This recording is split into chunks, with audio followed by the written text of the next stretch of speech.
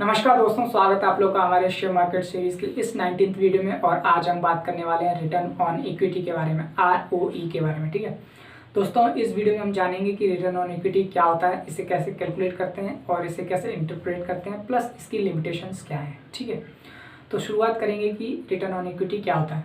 तो दोस्तों, हमारी जो टोटल इक्विटी होती है, ठीक है, उसके ऊपर साल भर में हमें कितना रिटर्न मिल रहा है, इसी को कहते हैं रिटर्न ऑन इक्विटी। ठीक है, अभी मैं आपको स्क्रीन पे लेके चलता हूँ और वहाँ पर हम जानने की कोशिश करेंगे कि इक्विटी क्या होता है और उसके ऊपर जो रिटर्न आते हैं वो हम कैसे कैलकुलेट करते हैं। ठीक है, तो चलिए चलते हैं। तो दोस्तों, हम लोग आ गए अपनी स्क्रीन पर और आप देख सकते हैं यहाँ पर मैं आपको बताऊंगा कि रिटर्न ऑन इक्विटी कैसे कैलकुलेट करते हैं, प्लस इक्विटी क्या होता है इसके बारे में बताऊंगा। तो दोस्तों, मान के चलिए कोई एक कंपनी शुरू करता है, ठीक है, जिसमें उसने 4 करोड़ की कैपिटल लगाई है। तो दोस्तों, यहाँ पर मैंने लिख रखा है कैपिटल के नीचे ये 4 करोड़ लिख रखा है। ठीक है, तो ये 4 करोड़ उसने कहाँ कहाँ से जमा किए हैं उसकी डिटेल आगे दी गई है। ठीक है, तो पहला जो 1 करोड़ है वो इक्विटी शेयर कैपिटल है। ठीक है, जो कॉमन लोग रहते हैं जो पैसा लगाते हैं कंपनी में, वो है कॉमन शेयर होल्डर्स। ठीक है, और जो नेक्स्ट है वो रिजर्व सरप्लस, यानी कि रिजर्व सरप्लस जो कैश रिजर्व वगैरह कंपनी अपने पास रखती है इमरजेंसी फंड के तौर पे, उसको हम कह सकते हैं वहाँ से 1 करोड़ लिया है। प्लस जो नेक्स्ट 1 करोड़ है वो प्रेफर्ड इक्विटी होल्डर्स की तरफ से आए हैं। ठीक है, तो ये जो टोटल इक्विटी हो गई 3 करोड़ की, प्लस जो 1 करोड़ है वो कंपनी ने कर्जा लिया हुआ है। ठीक है, इस तरीके से इस कंपनी की टोटल शेयर कैपिटल 4 करोड़ हो गई। ठीक है दोस्तों, और मैं आपको बताना चाहूँगा दोस्तों कि जो इक्विटी है वो हमारा ये जो ग्रीन कलर का हिस्सा दिख रहा है, यानी कि टोटल 3 करोड़, इसको हम, ये हमारी टोटल इक्विटी है। ठीक है, इसके ऊपर हमें रिटर्न फाइंड आउट करने हैं। तो दोस्तों, ROE का जो फॉर्मूला है वो होता है प्रॉफिट आफ्टर टैक्स, यानी कि PAT, divide by total equity, हमारी टोटल कितनी इक्विटी है, इनटू 100। ठीक है, तो दोस्तों फॉर एन एग्जांपल हम लोग यहाँ पर जो है प्रॉफिट आफ्टर टैक्स है वो 75 लाख लेते हैं। ठीक है दोस्तों, ये जो प्रॉफिट आफ्टर टैक्स कैसे कैलकुलेट किया जाता है इसके बारे में थोड़ा बहुत बता देता हूँ। जो कंपनी का ओवरऑल प्रॉफिट होता है उसमें से जो कंपनी जो है इंटरेस्ट पे कर देती है, जैसे कि हम लोगों ने कर्जा लिया ना, तो कर्जे का कुछ इंटरेस्ट जाता है वो दे देते हैं, और फिर कुछ टैक्स भी निकाल देते हैं। तो यानी कि जो ओवरऑल प्रॉफिट है उसमें से इंटरेस्ट निकाल दो, टैक्स निकाल दो, उसके बाद जो प्रॉफिट बचता है उसको हम प्रॉफिट आफ्टर टैक्स कहते हैं, या फिर उसको हम नेट प्रॉफिट भी कहते हैं। ठीक है, तो वही हमारा जो नेट प्रॉफिट है या पैट कह लो वो निकला 75 लाख। ठीक है, ऐसा हम एज्यूम कर रहे हैं।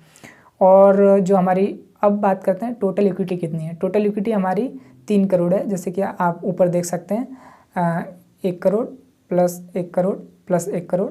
ठीक है, ये जो ग्रीन कलर का हिस्सा है, तो 1 करोड़ वहाँ से ले लिया तो 3 करोड़ हो जाते हैं। 3 करोड़ को हम 300 लाख भी लिख सकते हैं। ठीक है, तो वही मैंने यहाँ लिख दिया है और मल्टीप्लाई 100 कर दिया है। तो जब आप इस कैलकुलेशन को करेंगे तो आपकी जो वैल्यू आएगी वो 25 आएगी। ठीक है, तो यानी कि हमारा जो ROE निकला वो 25% निकला इस केस में। ठीक है दोस्तों, तो आई होप आपको क्लियर हुआ होगा कि ROE कैसे कैलकुलेट करते हैं, प्लस इक्विटी क्या होता है। तो दोस्तों, इक्विटी मैंने आपको बता दिया है, फिर से बताता हूँ कि जो कंपनी की टोटल शेयर कैपिटल रहती है उसमें जो प्रेफर्ड इक्विटी होल्डर्स रहते हैं और जो रिजर्व सरप्लस रहते हैं और इक्विटी शेयर कैपिटल रहते हैं, इन तीनों को मिला के अपना टोटल इक्विटी बनता है। ठीक है, उसमें डेट कंसिडर नहीं किया जाता है। ठीक है दोस्तों, तो हमारा जो रिटर्न है वो केवल इक्विटी के ऊपर निकाला जाता है। ठीक है, और अगर हम रिटर्न ऑन कॉमन इक्विटी निकालेंगे तो प्रेफर्ड इक्विटी को भी हम माइनस कर देंगे। ठीक है, लेकिन फ़िलहाल हमें उसमें नहीं जाना है, हम सिर्फ टोटल इक्विटी कंसिडर करेंगे, जो कि हमारे इस केस में बनती है 3 करोड़ रुपीज़। ठीक है, तो दोस्तों आई होप आपको क्लियर हो गया होगा। चलिए अब हम इसके लिमिटेशंस प्लस इसके इंटरप्रिटेशन को जान लेते हैं। तो दोस्तों, आप लोगों ने देखा कि ROE कैसे कैलकुलेट करते हैं। अब इसकी एक लिमिटेशन भी देख लेते हैं। दोस्तों, ये ROE जो है सिर्फ इक्विटी पे कितना रिटर्न मिला यही बताता है, टोटल जो शेयर कैपिटल था उस पर कितना रिटर्न मिला ये नहीं बताता है। तो दोस्तों, टोटल शेयर कैपिटल पर रिटर्न फाइंड आउट करने के लिए आपको ROCE कैलकुलेट करना पड़ता है, return on capital employed.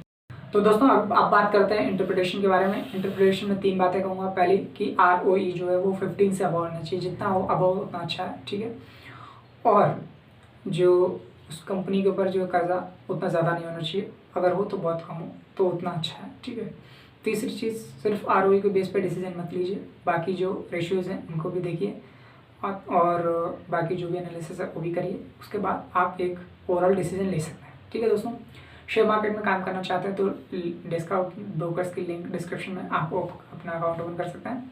Plus आप फुल टाइम ब्रोकर के साथ भी जा सकते हैं अगर आप अच्छी सर्विस चाहते हैं तो। ठीक है, और कोई भी आप ब्रोकर आप अपनी मर्जी से चुन सकते हैं। तो दोस्तों मैं मिलता हूँ आपसे अगले वीडियो में, तब तक के लिए आप खुश रहिए, स्वस्थ रहिए एंड ग्रो विथ शेयर्स।